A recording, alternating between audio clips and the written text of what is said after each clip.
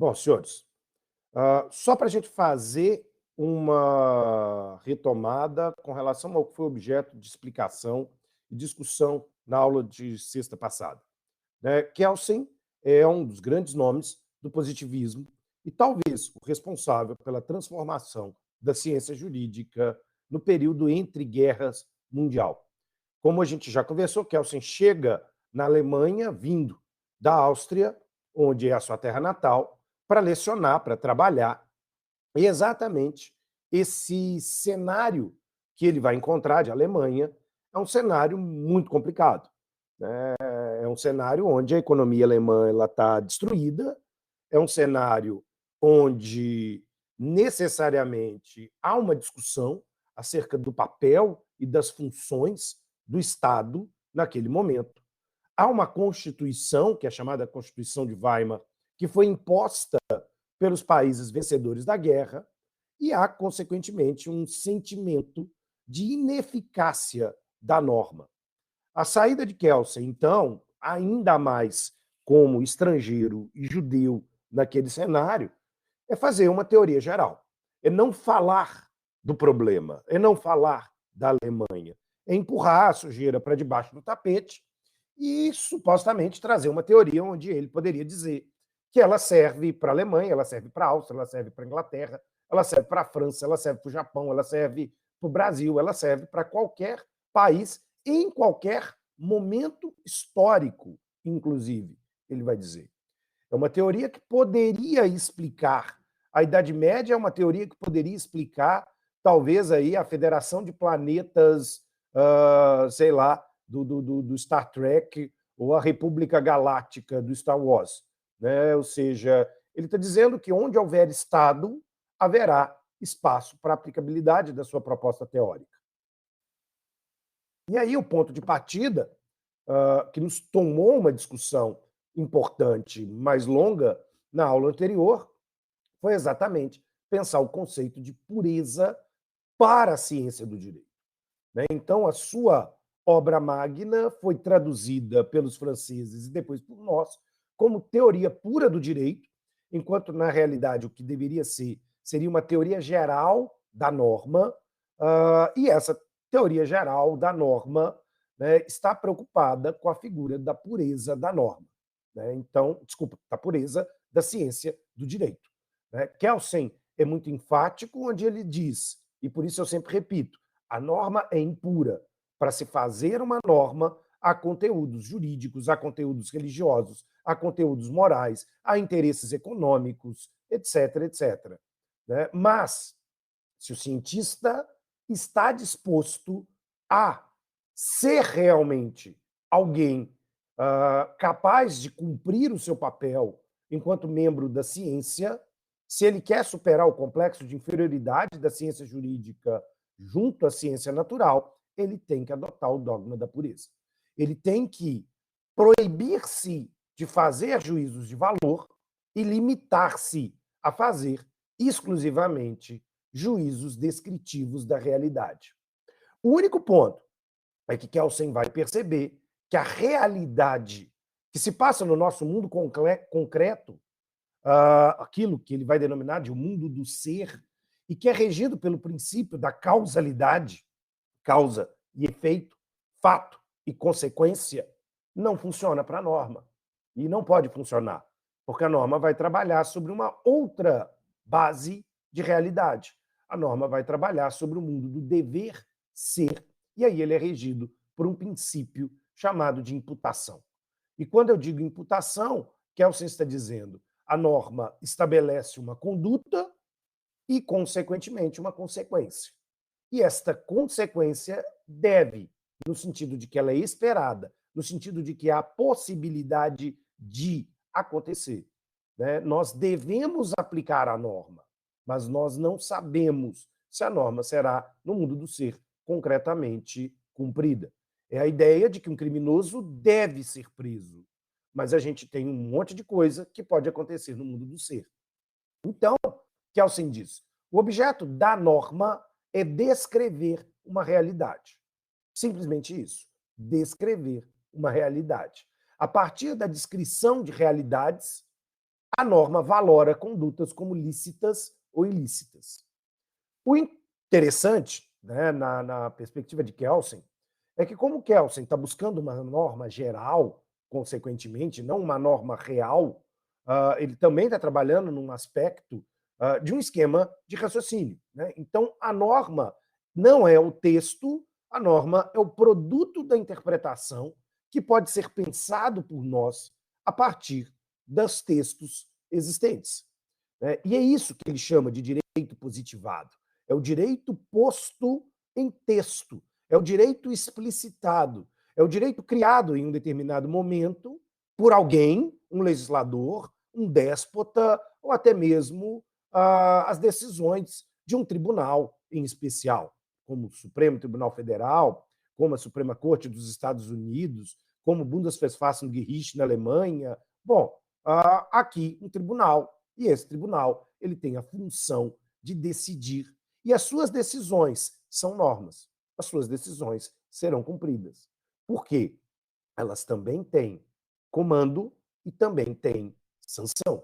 Ou seja, quando um juiz dá uma sentença condenando alguém a sair de um lugar, ele está dizendo: saia, ou haverá uma consequência. A polícia e um oficial de justiça vai entrar lá, vai te pegar pelos cabelos e vai te arrancar para fora. Né? Quando ele determina um despejo, ele está dizendo: desocupe o imóvel, ou ele será desocupado pela força institucionalizada do Estado. Quando ele diz: pague a pensão alimentícia, ou será preso. Quando ele diz: pague uma dívida para o credor, ou este credor tomará bens, tomará o seu patrimônio. Né? A discussão aqui é uma discussão bem interessante para a gente pensar que o que Kelsen está estabelecendo, né, é também interpretações. Né? O mesmo fato pode ser lido como cumprimento de um dever e o outro pode ser lido como, por exemplo, o cometimento de um crime.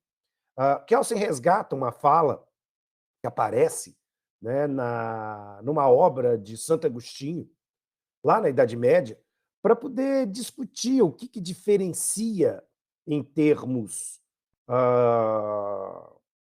concretos ou de termos filosóficos, a ação de um cobrador de impostos pelo Estado e de um assaltante. Né? Santo Agostinho diz: aí é a justiça. É a justiça que move o cobrador de impostos para, consequentemente, cumprir o seu dever. É a justiça que o autoriza, então, a tomar bens. Né? É a justiça que autoriza o uso até mesmo de uma violência para poder realizar aqui a penhora e subtrairmos bens para os cofres do Estado. E, no caso do assaltante, eu tenho a injustiça acontecendo. Né? Eu tenho uma injustiça no instante em que não há aqui essa preocupação, né, em cumprir com esta ordem justa. E aí eu tenho uma violência. Mas o ato, a conduta, ela é real e ela é a mesma. Né? É um sujeito, até mesmo armado, me dizendo: eu vou levar tais e tais bens. E o Kelsen, diferente de Santo Agostinho, diz: não, não é justiça. Não porque talvez não haja justiça, mas Kelsen está dizendo: eu não vou me preocupar com a justiça. A justiça não é um trabalho meu, eu sou um cientista do direito. Quem vai se preocupar com a justiça, eventualmente, são os filósofos. Logo, isso não é problema meu. Né? Literalmente, eu não vou pensar sobre isso. Não me interessa. Né? E aqui é óbvio, há uma postura em que Kelsen vai dizer: eu não posso dizer que a norma que definiu esse direito ao oficial de justiça, cobrador de impostos, é boa ou má. Ela é a norma daquele Estado. Ela é a norma daquele Estado. Aquele Estado pode modificar a sua norma, Kelsen diz, a qualquer momento. O direito é exatamente fluido. O direito pode ser, a partir de qualquer momento, dentro dos canais próprios, e nós vamos entender hoje como funcionam esses canais próprios, eles podem ser modificados. Isso, para Kelsen, não é um problema. Não existe, diferente da tradição do justnaturalismo, norma eterna, né? E, por isso mesmo, a norma pode ser alterada, desde que seja feita da forma correta, né? Desde que seja feita obedecendo uma sistemática, que é a sistemática da legalidade. Eu posso alterar, né? Então, o Kelsen diz, eu não vou me preocupar. Eu não vou me preocupar se isso é justo ou injusto. Eu não vou me preocupar se isso é bom ou mal. Eu vou decidir. E vou, né, descrever a norma e o seu funcionamento, porque eu sou um cientista do direito. Nada mais. Eu sou um cientista do direito. Aliás, Kelsen vai dizer, eu não sou o aplicador do direito. Eu sou um cientista do direito. Eu conheço o direito. E é diferente de quem aplica o direito. Porque quem aplica deveria conhecer, mas ele pode não conhecer. Ele pode não conhecer. E ele vai aplicar do mesmo jeito. Ele vai aplicar do mesmo jeito. Então, a partir do momento em que o Estado aplica, eu tenho direito, eu tenho normas sendo criadas por qualquer agente estatal. A teoria do Kelsen, então, ela é muito importante porque ela abre também para a gente a ideia de que, na realidade, as normas elas são criadas, criadas e não descobertas, como no justnaturalismo, né? Não é como a rosa no jardim ou erva daninha. Eu tenho um processo mental para a criação e esse processo mental ele tem que observar um requisito, que é o único requisito. Né? É um requisito que Luhmann chamaria de autopoiesis aqui, que é o critério da validade da norma. Bom, o que Kelsen está dizendo? Como ele quer trabalhar um sistema puro e um sistema em que unicamente ele vai analisar a existência de normas dentro do ordenamento jurídico, né, de qualquer Estado, basicamente, ele vai dizer o seguinte: eu preciso entender que, na realidade, as normas são criadas pelas próprias normas, né, do ponto de vista da ciência do direito. Ou seja, ele não está se perguntando por que a norma foi criada. Ele está se perguntando como a norma foi criada. E há aqui uma diferença fundamental entre o como e o porquê. Né? A mesma coisa que Kelsen diz vai acontecer com um cientista. Sei lá, um biólogo, ele não vai se perguntar por que, sei lá, né, a girafa tem o pescoço alto. Ele vai descrever os funcionamentos a partir desse cenário.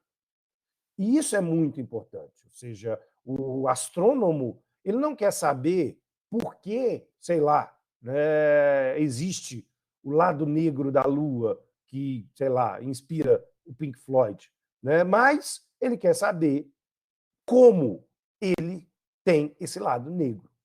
A pergunta do porquê ela acaba perdendo, então, o seu sentido. Né? Eu poderia, Kelsen pensa, responder a partir da perspectiva exclusivamente descritiva. Ao lançar o porquê, eu posso correr o risco de um subjetivismo. E o Kelsen não quer correr o risco do subjetivismo. Ele não quer produzir juízos de valor. Ele não quer que o cientista dê a sua opinião.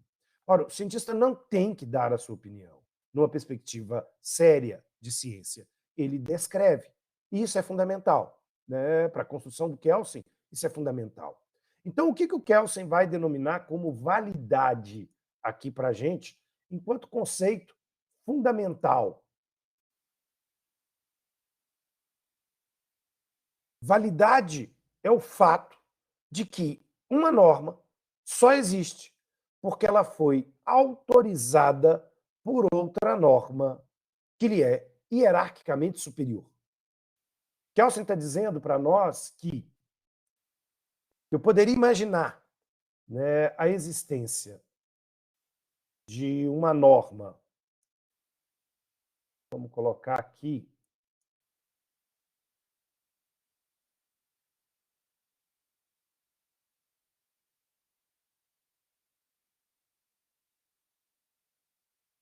poderia imaginar a existência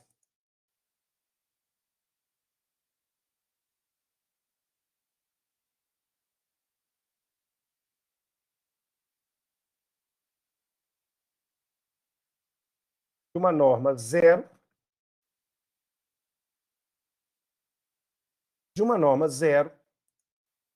pelo simples e único fato dessa norma zero ela existir enquanto autorização de uma norma 1 aqui para nós. Ou seja, a norma 1, aliás, a norma 0 é norma porque existe a norma 1, que é norma e que autoriza a existência da norma 0. Da mesma forma, né, que você está dizendo, a norma 1 é norma porque existe uma norma 2 hierarquicamente superior à norma 1.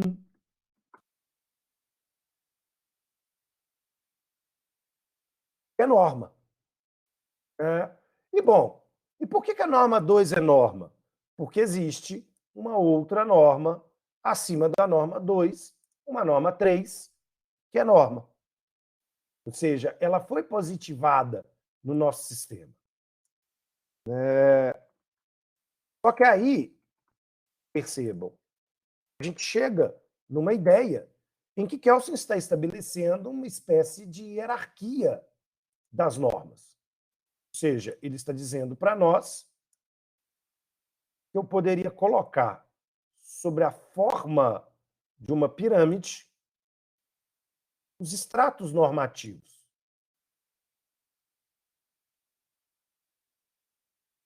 Os estratos normativos.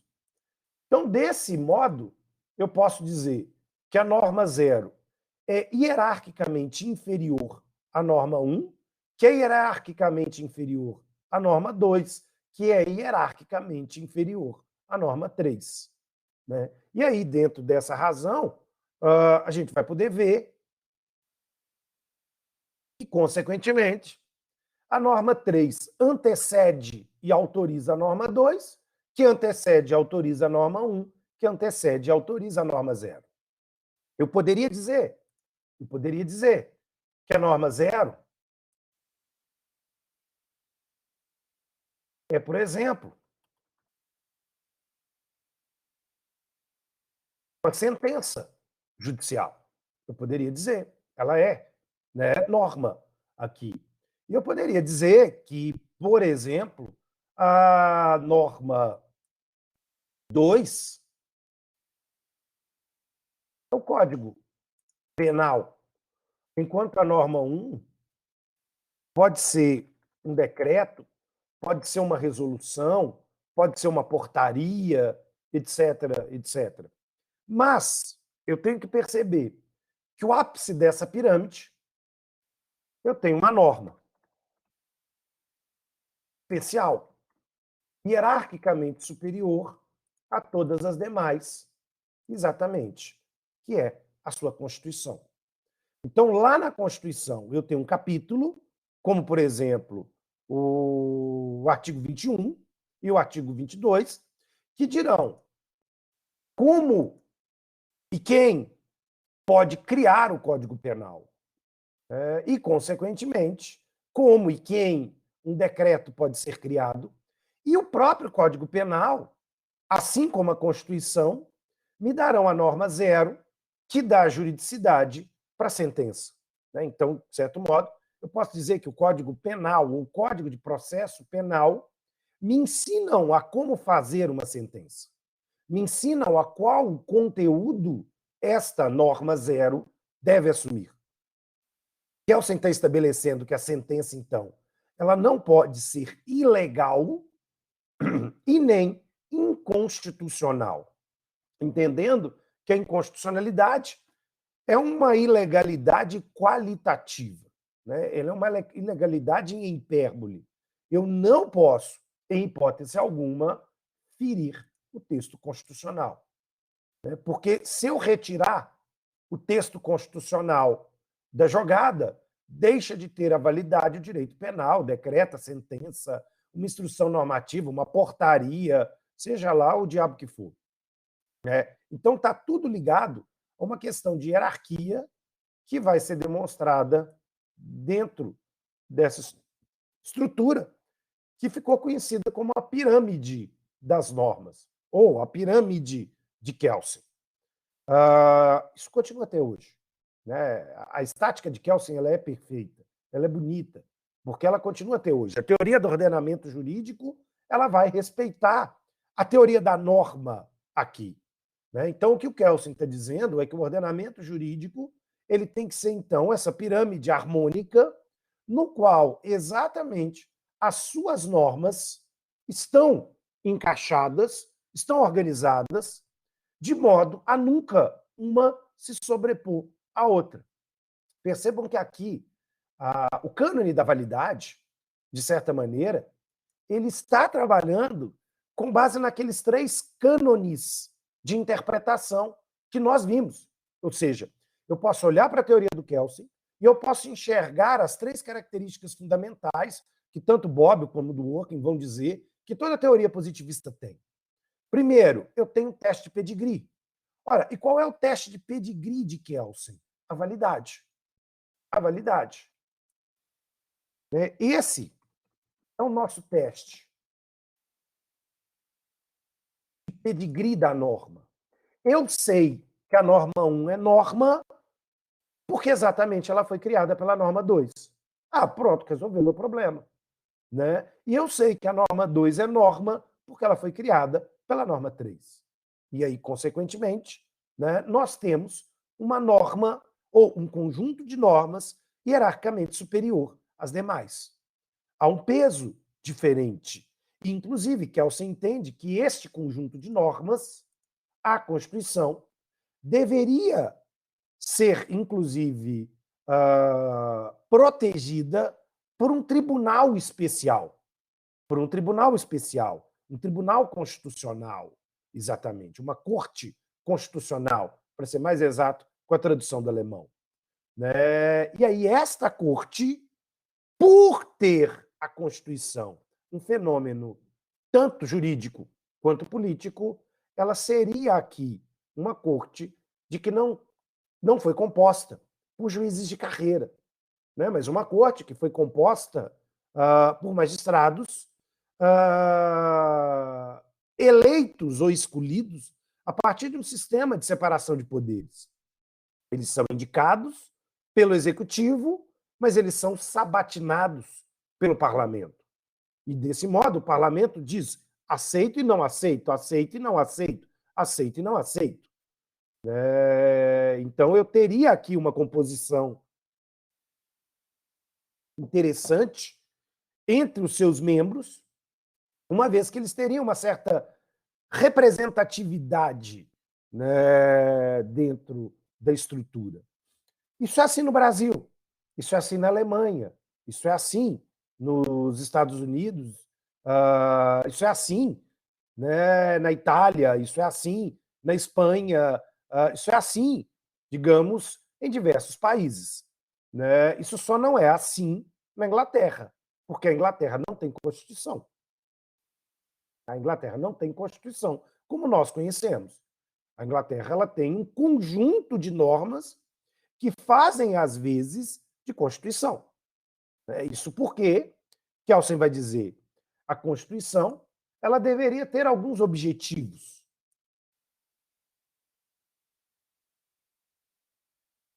Uma Constituição deveria, primeiro, tratar da organização do Estado. E, ao organizar, limitar o Estado. Então, criar mecanismos de um sistema de freios e contrapesos, como diria Montesquieu, de modo que um poder possa fiscalizar o outro. E ainda, né, direitos fundamentais. Ou seja, mecanismos de proteção nossa contra o Estado, como uma outra forma de limitação. Né? No item 2, o Estado se autolimita, ou seja, o judiciário fiscaliza o executivo, o legislativo fiscaliza o executivo pode fiscalizar o judiciário, e assim a coisa funciona. E, por outro lado, nós, sociedade, precisamos de um catálogo de direitos fundamentais para nos vermos protegidos, né? E aí a ideia é que esses direitos fundamentais eles funcionem como obstáculos para a ação estatal. Ou seja, o Estado não pode invadir a minha casa sem uma decisão judicial. O Estado não pode me prender sem a observância de um devido processo.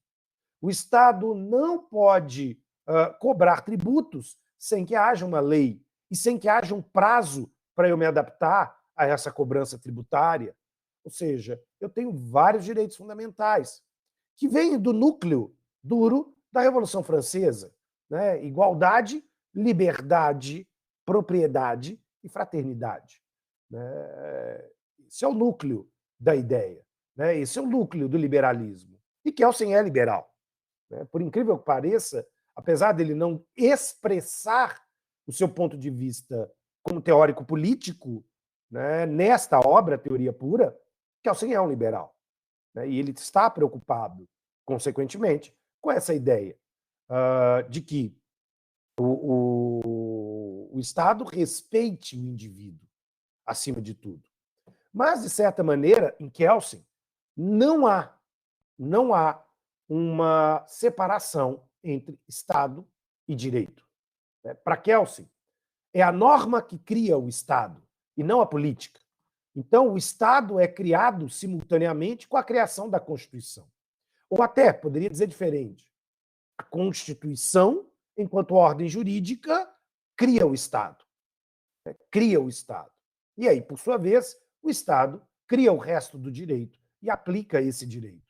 Mas na leitura tradicional, vinda de Kelsen, e que é uma leitura que comporta amparo histórico na Revolução Francesa e na independência dos Estados Unidos, isto é muito sério.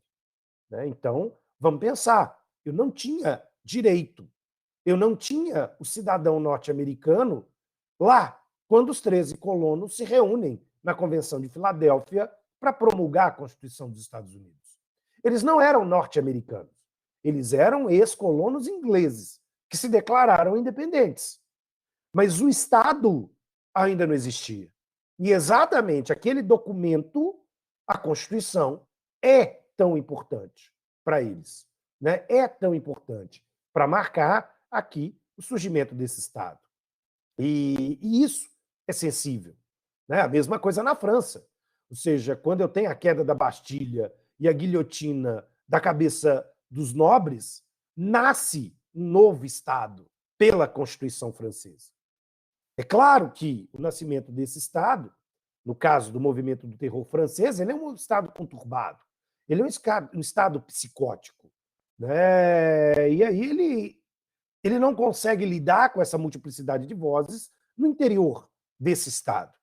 Aliás, a Declaração Universal de Direitos do Homem e do Cidadão, assinada antes mesmo da Constituição, como um catálogo de direitos humanos, para que depois, na Constituição, eles se transformassem em normas de direitos fundamentais, ela é um pouco esquizofrênica. Né? Não se sabe se queremos proteger o individual ou o coletivo. Lendo o texto da Declaração, né, de Direitos do Homem e do Cidadão, ele está preocupado com direitos de propriedade, com direitos de igualdade, liberdade, com direitos políticos, mas ele não sabe muito bem se ele quer proteger o proprietário ou a propriedade. Se ele vai proteger os partidos políticos ou, eventualmente, os eleitores. Né? Ele sofre aqui desse problema de identificação, essa crise de identidade, e que faz com que o movimento do terror seja tão sanguinolento na experiência francesa, né? E unicamente na experiência francesa, exatamente. Mas, bom, voltando. Dentro desse cenário, Kelsen está lançando uma discussão fundamental. Então, a partir de normas, nós vamos estudar o direito. Então, significa que nós, alunos e professores do curso de Direito, na concepção kelseniana, deveríamos nos limitar a discutir daqui para baixo. Daqui para baixo. E nada mais. O que não está dentro da pirâmide não está dentro do olhar da ciência do direito. E por isso não interessa a ciência do direito. A ciência do direito não deveria estar preocupada com esses conteúdos, uma vez que eles não fazem parte da ciência do direito. Né? Então, todo problema fundacional da norma 0 radica-se a um retorno à norma 3. Ah, pequeno gafanhoto. Aí agora a gente chegou num ponto. E a norma 3?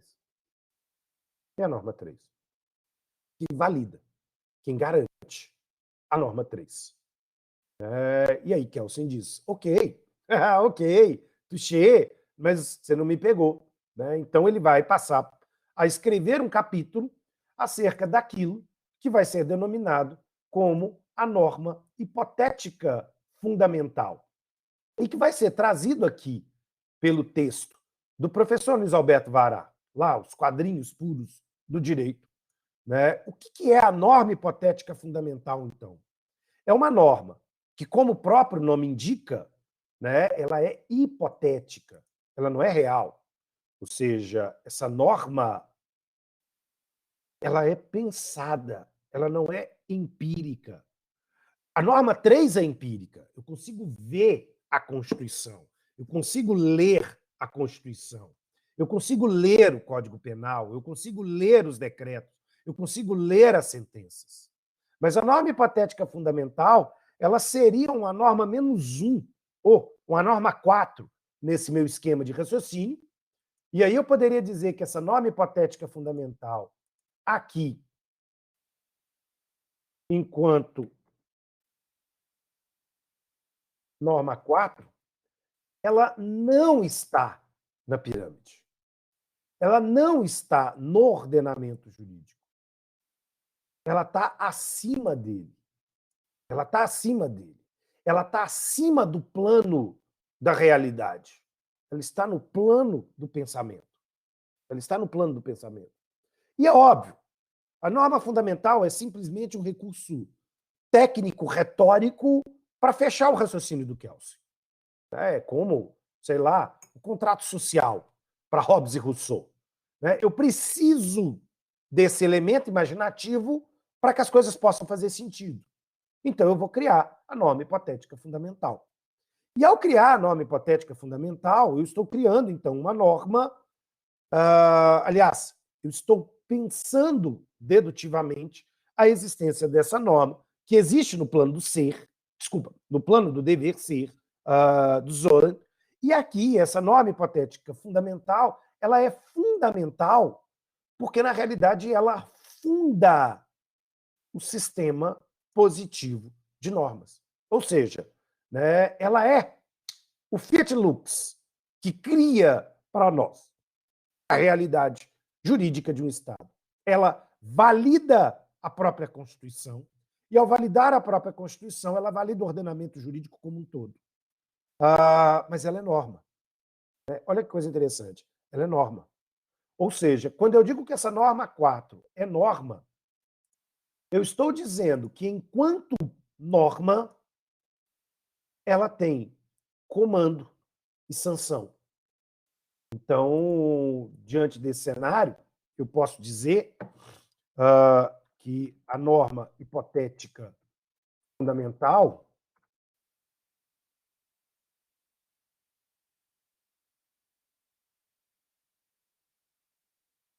ela tem um comando, ela tem uma sanção. Ela tem um comando e ela tem uma sanção. E o comando é: a Constituição deve ser obedecida. A Constituição deve ser obedecida. Essa é a ordem. Tá, e qual é a sanção? A desobediência da Constituição significa inconstitucionalidade.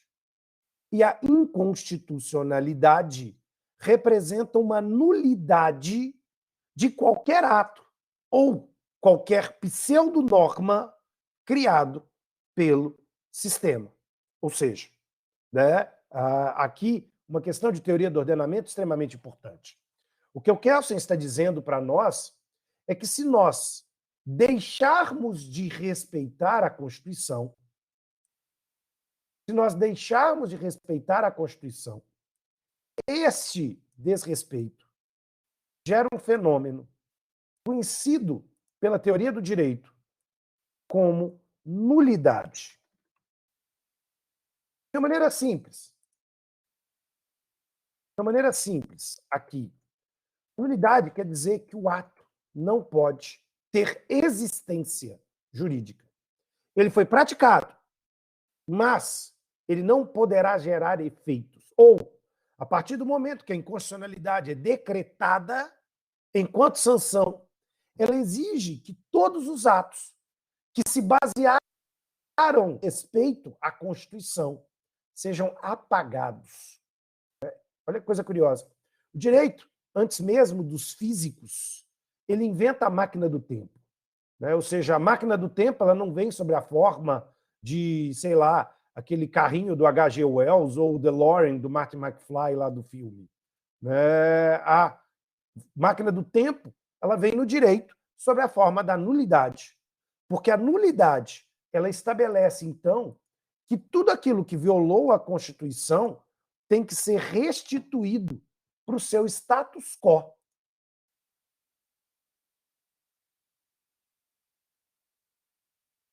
Ou seja, para como era antes. Para como era antes. Então, eu pratico um ato. Vamos imaginar que, por exemplo, né, situação real aqui, né, que pode, inclusive, acontecer. Foi editada uma medida provisória pela Presidência da República que determina a suspensão de salários e contratos de trabalho. Então, se você tiver o seu contrato de trabalho suspenso, você não vai receber. Beleza.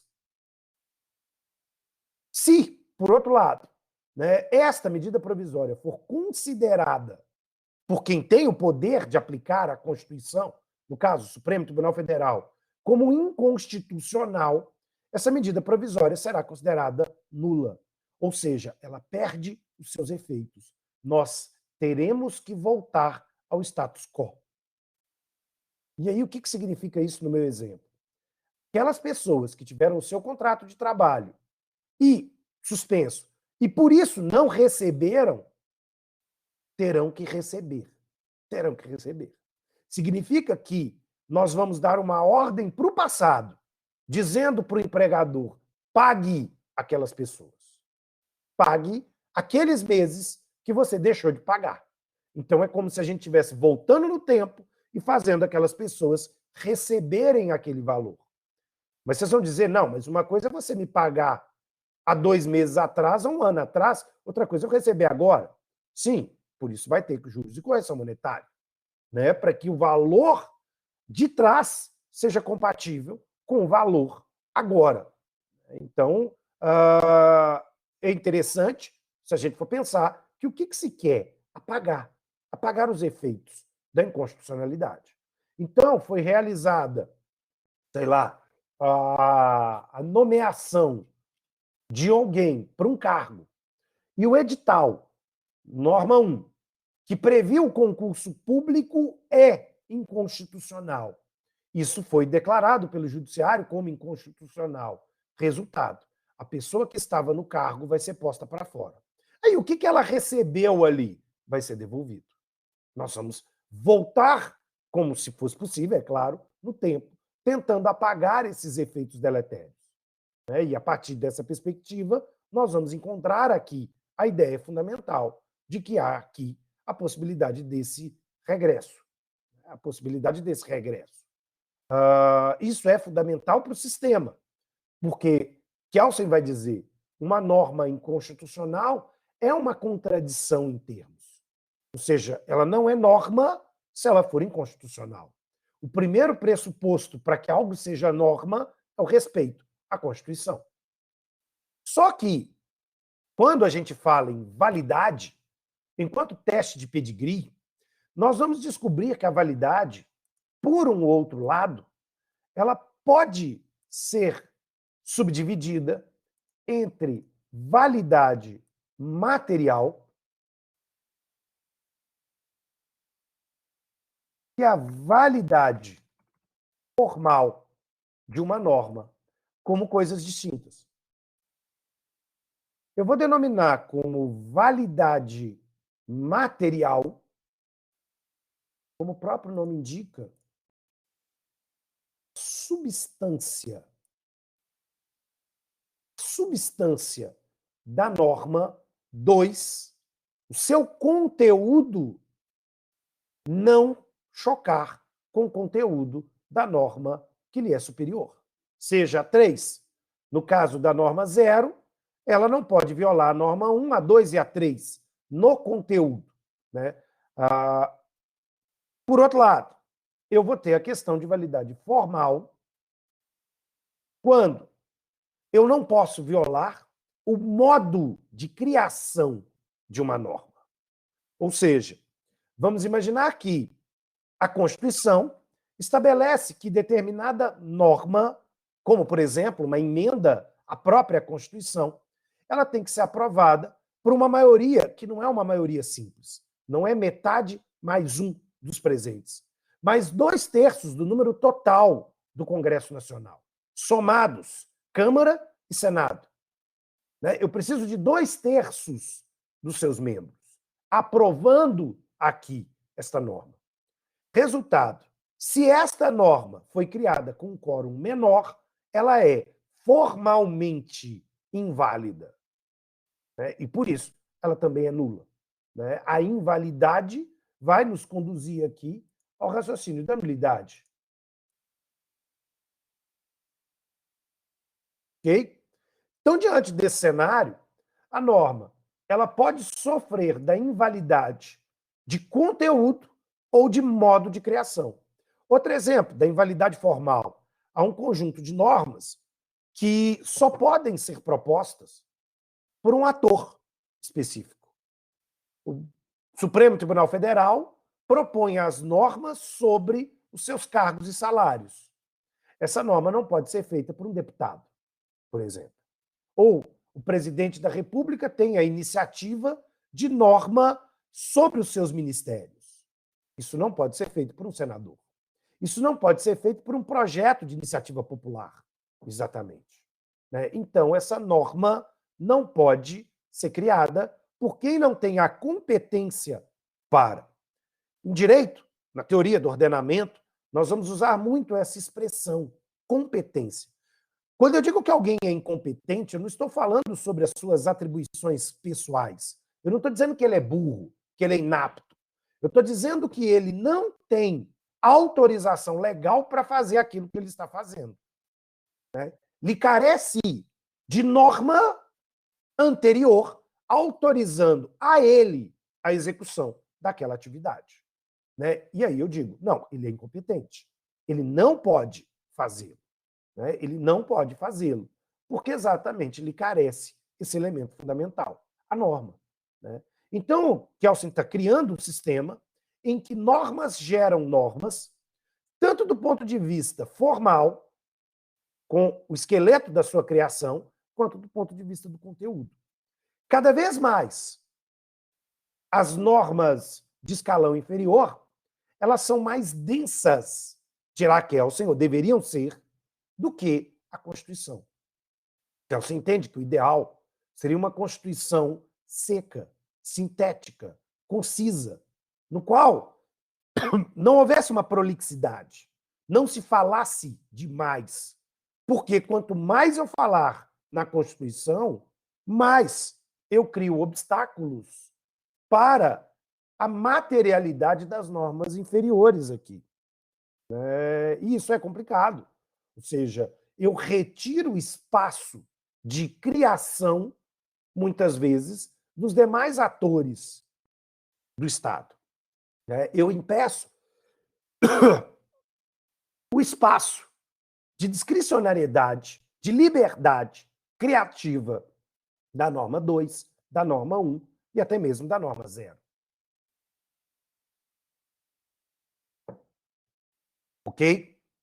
E aí, diante desse cenário, a norma hipotética fundamental, ela é de vital importância para nós. Ela é de vital importância para nós. porque ela estabelece as condições de obediência da Constituição. Ela estabelece as condições, digamos, de sobrevivência do ordenamento jurídico de qualquer país. Mais uma vez, Kelsen está dizendo que qualquer país, até a Inglaterra, por mais que ela não tenha esta Constituição, ela tem aqui uma norma 3, que é hierarquicamente superior a todas as outras. Ela tem uma declaração de direitos fundamentais com o nome de Bill of Rights, lá do Cromwell, por exemplo. Né? Ela tem instrumentos como a Magna Carta, ou, que nós estudamos, os Estatutos de Westminster, para funcionar como mecanismo de organização do Estado. E também de limitação. Diante desse cenário, Kelsen diz, eu posso não ter o nome Constituição. E o nome não me é importante. Né? Aliás, vocês vão ver que daqui para frente, cada vez mais o nome deixa de ser algo importante para o direito. Não, o direito ele vai se desgarrando do nominalismo medieval. O nominalismo medieval, o nominalismo é um comportamento primitivo, de que acha que as coisas têm que ter o seu nome. Né? Os nórdicos, por exemplo, acreditavam que você poderia controlar o fogo se você soubesse o nome do fogo. Porque o nome do fogo não é fogo. Fogo é como nós chamamos. Mas o fogo se chama por outro nome. E aí você tem que saber o nome do fogo, o nome do vento, para você controlar. Tem até uma série de livros juvenis, né, chamado O Nome do Vento, que é muito legal. Quem nunca leu, né, meio naquela esteira Game of Thrones aí, digamos assim. Né? Não, Crepúsculo não. Game of Thrones, por favor. Né? As Crônicas do Senhor, as Crônicas de Fogo e Gelo. Desculpa, Gelo e Fogo. Voltando. Aqui, dentro da discussão, né, o que Kelsen está, então, é que tudo passa pelo crivo de entender qual é a norma. Aliás, né, passa por entender o que é essa ideia de norma fundamental. Por isso mesmo que eu deixei lá no SGA a história em quadrinho do Luiz Alberto Vará, que é muito, muito interessante, né, e que tem uma pitada de ironia típica do Vará, para a gente poder pensar essa questão. Né? Os quadrinhos puros do direito aqui do Vará é muito legal. E esse é o Kelsen, né? Na leitura do Vará. Esse é o Kelsen. E que, basicamente, né, ele está fazendo aqui uma leitura acerca vamos colocar aqui, né, da teoria de Kelsen caricata. Né, quando Vará reproduz aqui o Kelsen, então, pensando sobre a ciência jurídica, exatamente, né, ele vai colocar que o que Kelsen está dizendo, do ponto de vista da estética, é que a doutrina produzia grandes confusões, né, grandes confusões mentais aqui. E, consequentemente, né, Kelsen quer colocar as coisas da forma correta e defender a posição teórica. É interessante que Kelsen está vindo aqui, então, contra, né, um grupo que acha que a proposta de Kelsen é uma proposta perigosa. Né? Os justnaturalistas vão criticar Kelsen. Os autores da escola histórica, né, de Savigny vão criticar Kelsen e por aí vai. Porque eles não conseguem assumir essa postura metodológica que Kelsen está lançando.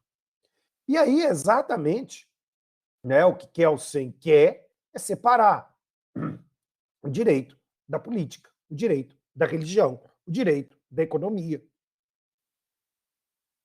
E, como Vará mesmo diz aqui, muitos lerão Kelsen buscando endemonizá-lo.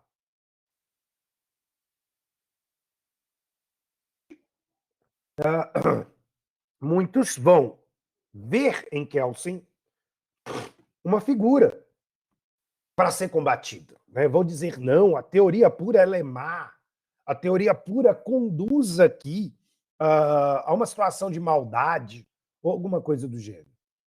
Mas, bom, basicamente, o que o Kelsen, então, né, ele vai tentar pensar na ideia da teoria pura é criar um conceito jurídico fundamental. A ideia da norma fundamental hipotética, da norma hipotética fundamental, como Vará chama, da norma gnoseológica fundamental. Por quê? Porque a norma gnoseológica, diz Vará, ela existe desde antes do tempo. Ela existe desde antes de tudo. E ela é condição para que o direito possa atuar. Então, Vará chama aqui de norma fundamental gnoseológica, porque ela está ligada ao conhecer. Ela vai ser percebida por nós a partir da perspectiva mental. Ela vai ser deduzida por nós aqui. E, consequentemente, né, nós vamos trabalhar com um sistema absolutamente positivo e virar as costas.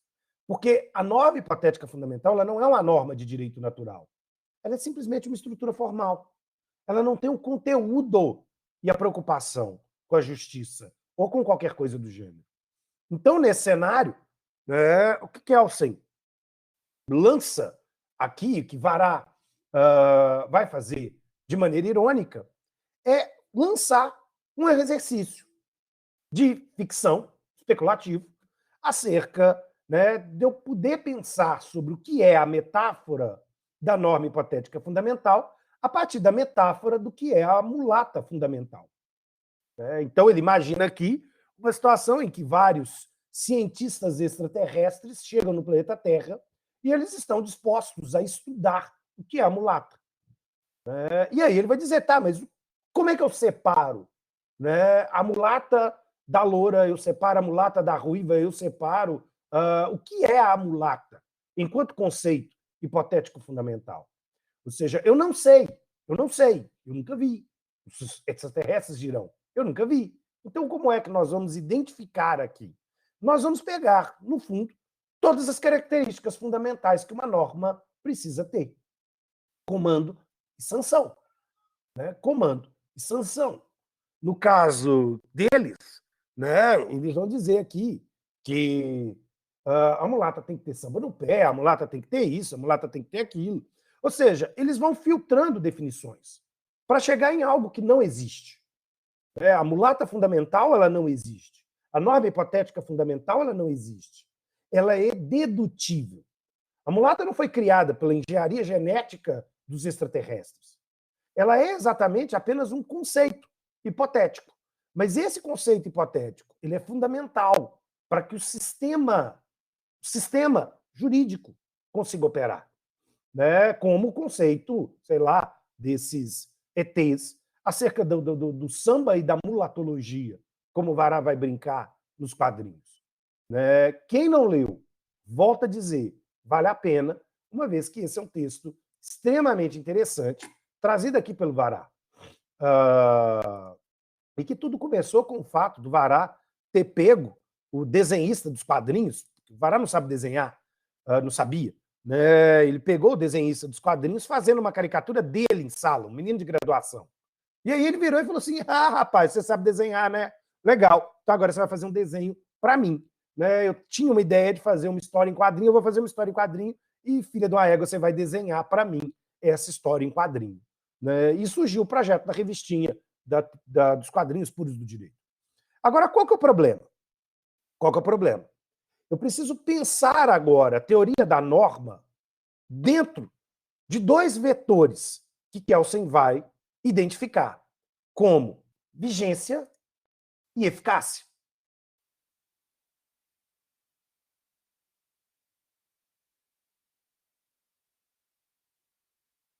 Bom, o que é vigência de uma norma? É o fato da norma ter a aptidão para produzir os seus efeitos. Quando eu digo que uma norma está vigente, eu digo que essa norma tem existência no interior da pirâmide. Eu digo que essa norma ela foi criada e ela está apta a produzir os seus efeitos. Qual é o problema? Qual é o problema? Algumas normas terão, para que a sociedade, inclusive, ela possa se adaptar aqui, uma situação que vai ser chamada de vacatio legis.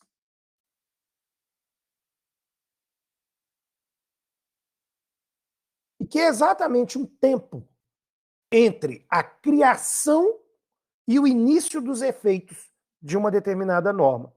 Ou seja, eu posso ter uma norma que foi criada aqui.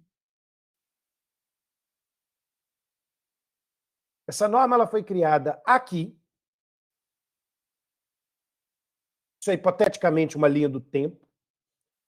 Então, nesse momento inicial aqui, eu tenho a criação da norma.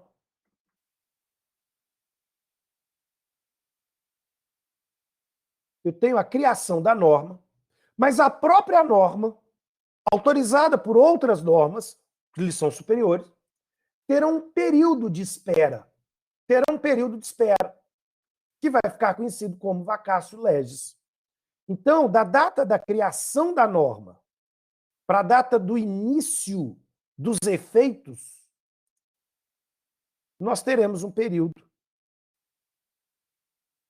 de vacatio legis. E só depois do fim da vacatio legis é que eu vou ter propriamente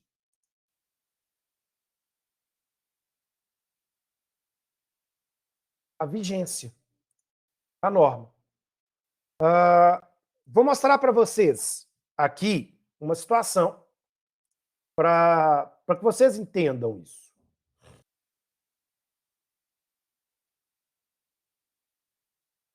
Sim, exatamente, Leonardo. Exatamente. O que você está chamando de noventena é um nome popular. Tecnicamente, eu chamaria isso de anterioridade nonagesimal, mas sim, a noventena é um período de vacatio. Ela tem aqui, consequentemente, suspensa a possibilidade de produção de efeitos. E, consequentemente, só depois de 90 dias é que aquela norma tributária pode gerar os seus efeitos.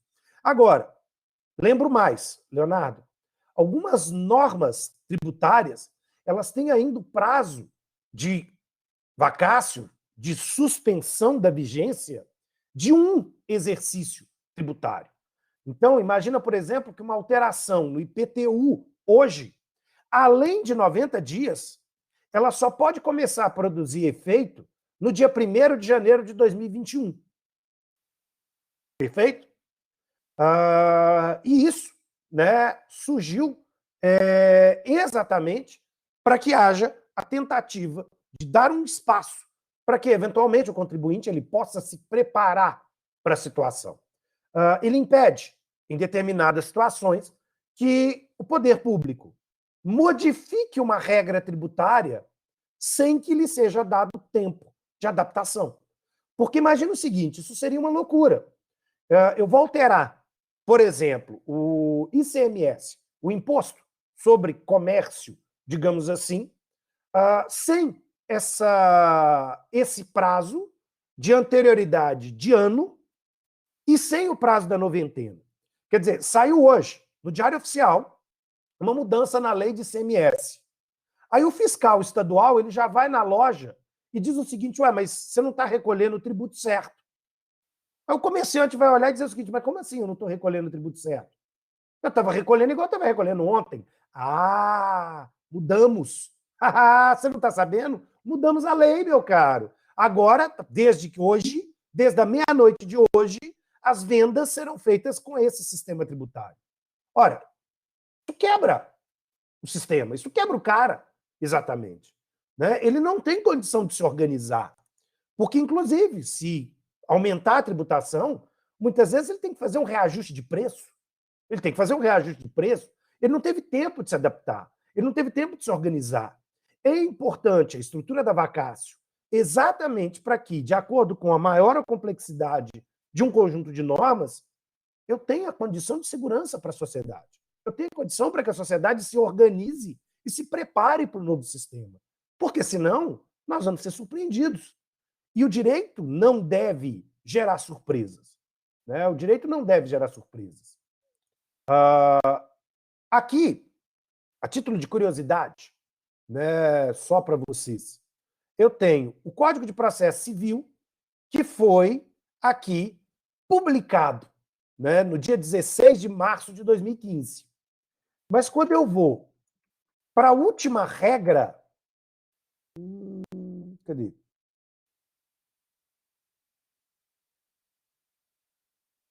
A última não. Aqui. A regra do 1045, ela está dizendo para nós, este código entra em vigor, ele entra em vigência dentro de 1 ano da data da sua publicação oficial. Então, quer dizer, ele foi publicado, né? Vamos colocar aqui. Ele foi publicado no dia 16 de março, então daqui a 16 de março de 2016, nós já começamos a aplicar a nova legislação diante desse cenário. Né? Eu tenho 1 ano para que os processos aqui mudem de regra. Né? A mesma coisa, se eu for o Código Civil de 2002,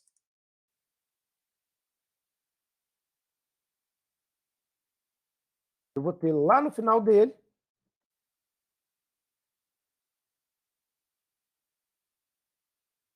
uma regra aqui, a 1044. Este código entra em vigor 1 ano após a sua publicação. Tá? E aí, diante desse cenário, ainda que a nova lei tenha sido aprovada, vamos pensar que ele foi aprovado em 10 de janeiro de 2022, ele começou a ser aplicado em 10 de janeiro de 2003. Né? Então, a publicação, que é a condição para que todos tenhamos ciência de que aquela regra existe, se deu em 10 de janeiro de 2002. Por outro lado, a sua aplicabilidade prática, a sua vigência, vai começar apenas em 10 de janeiro de 2003. 1 ano para que pessoas se adaptem. Agora, precisa ser sempre o prazo de 1 ano? Não. Né? Nós vamos ter leis que entram em vigor na data da sua publicação. Vamos pegar aqui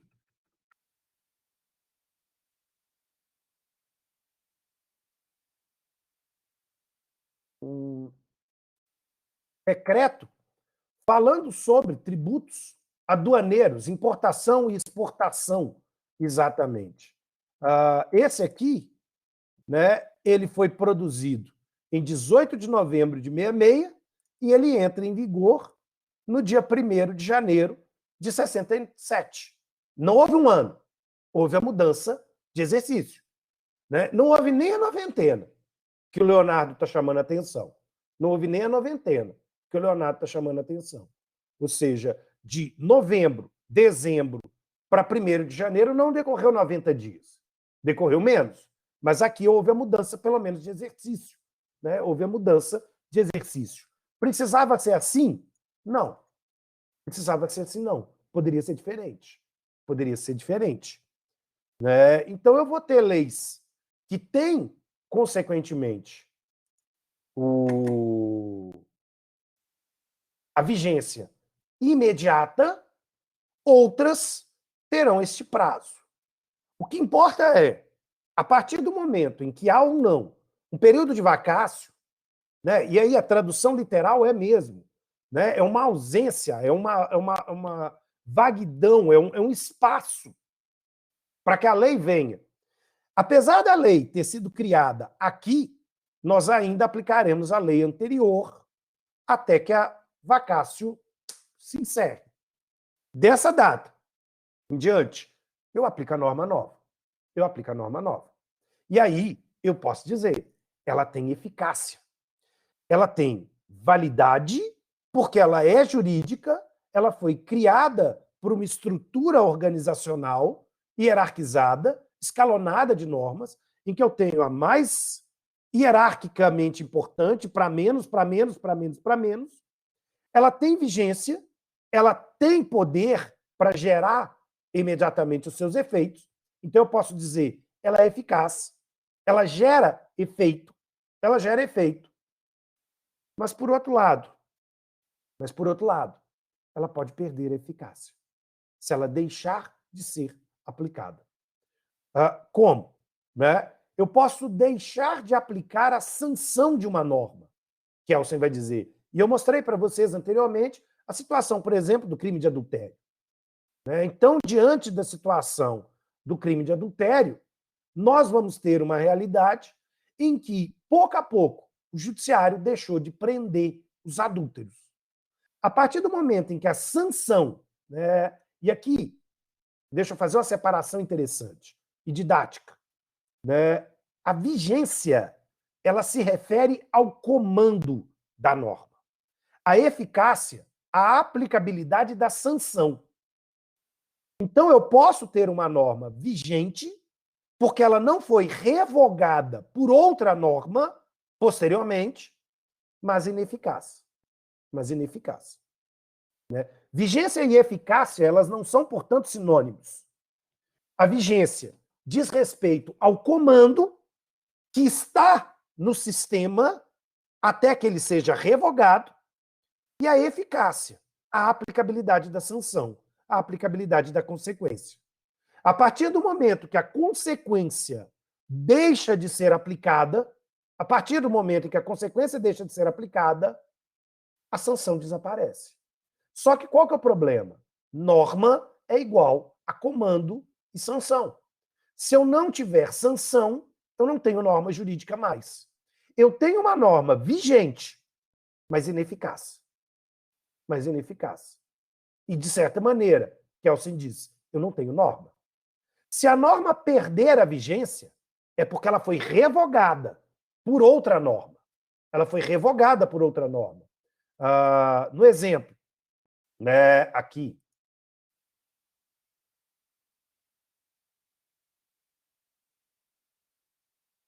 vocês podem observar que eu tenho... Nhaca, de vez em quando esse trem não abre.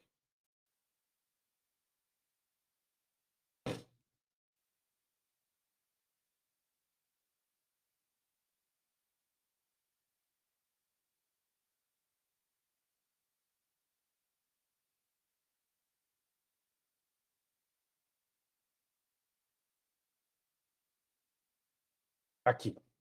Vocês podem observar o texto do Decreto-Lei 37 de 66 e verão que, por exemplo, o seu artigo 1º original, que é o que está riscado, esta norma não tem mais vigência. Do ponto de vista da sua legalidade, da sua existência no sistema, ela foi substituída por uma nova redação do artigo 1º. Então, este é o artigo 1º, vigente, e eficaz. Ele está sendo aplicado enquanto comando e sanção. Este já não é vigente.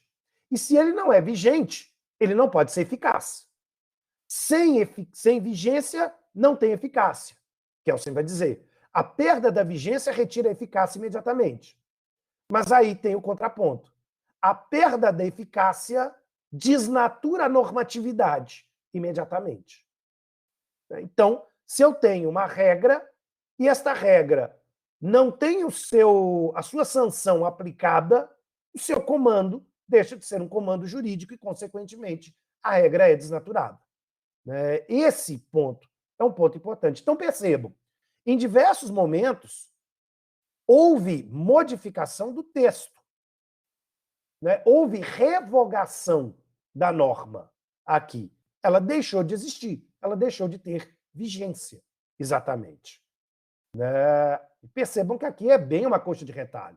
Ela foi modificada diversas e diversas vezes, onde tudo que está arriscado deixou de ser vigente.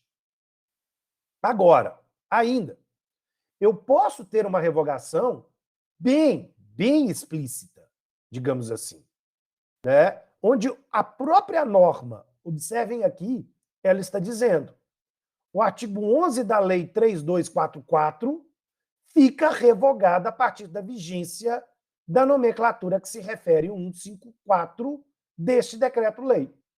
Então, aqui, de maneira explícita, a revogação da norma tem uma norma textualmente dizendo estou apagando, estou retirando a vigência de outra norma.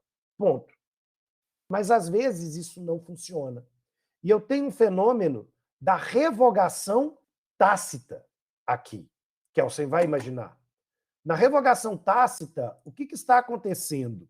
Na verdade, eu tenho a criação de uma norma, por exemplo, aqui,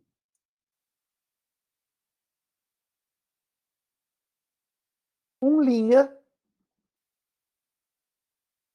posteriormente, a criação da norma 1 aqui, com conteúdos semelhantes, mas cronologicamente mais nova. Então, o que aconteceu? O que aconteceu? Ao invés de eu ter uma revogação expressa, no qual a norma 2 diz para nós que a norma 1 não existe mais, perdeu vigência, e que agora, em seu lugar, ficará a norma 1', eu posso ter simplesmente a inserção da norma 1' no ordenamento jurídico. E aí eu tenho uma revogação tácita da situação. E através do Instituto da Revogação Tácita, a norma 1' deixou de existir. Ela deixou de ter vigência. Não de maneira explícita, esta nunca contou para a gente isso. Mas, necessariamente, isso vai acontecer muitas vezes. O legislador ele não tem o cuidado de apagar as normas com recorrência, de retirar as vigências, para usar um termo técnico aqui, das normas. Né? E aí, nesse cenário, às vezes, eu tenho isso. E aí eu tenho a revogação tácita. Por quê? Aquela regrinha que a gente já viu. Hierarquicamente igual, norma mais nova, revoga mais velha. Apaga mais velha. Retira a vigência da norma mais velha. Ok? E aí, consequentemente, eu posso ter também a revogação explícita aqui, né? Onde na revogação explícita, o que eu tenho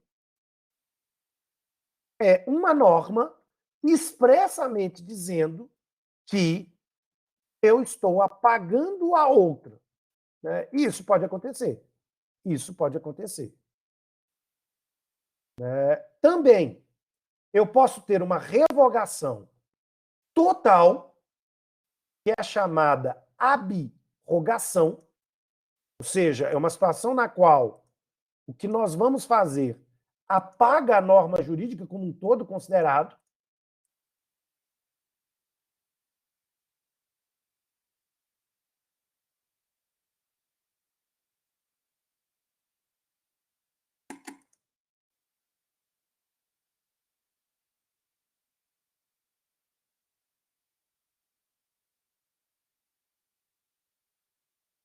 Tá? Então, se eu tenho a revogação total da norma, como, por exemplo, um novo Código Penal substituindo o anterior na sua integralidade, eu tenho uma abrogação.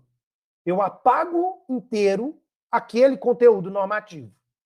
Por outro lado, eu posso ter uma revogação parcial. Eu vou denominar isso de derrogação. Lá, no Decreto-Lei de 66, eu tive a revogação de alguns dispositivos, mas não de 100%. Né? Se eu tiver, como Código Civil de 2002, a revogação do Código Civil de 16, que lhe era anterior, eu tenho uma abrogação, uma revogação total.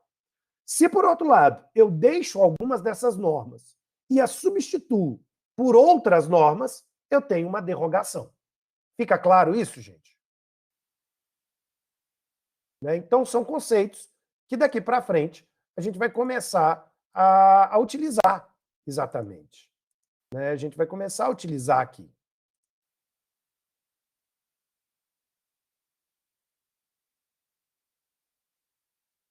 Moçada, até este ponto, dúvidas?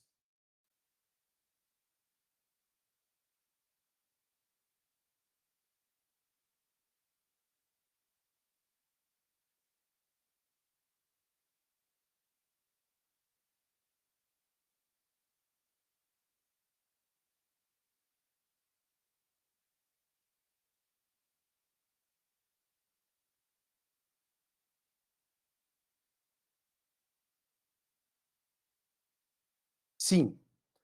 Derrogação é a revogação parcial de uma lei, de uma norma.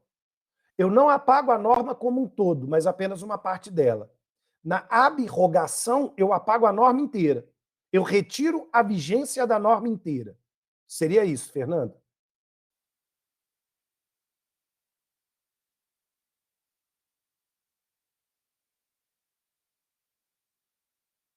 Ok?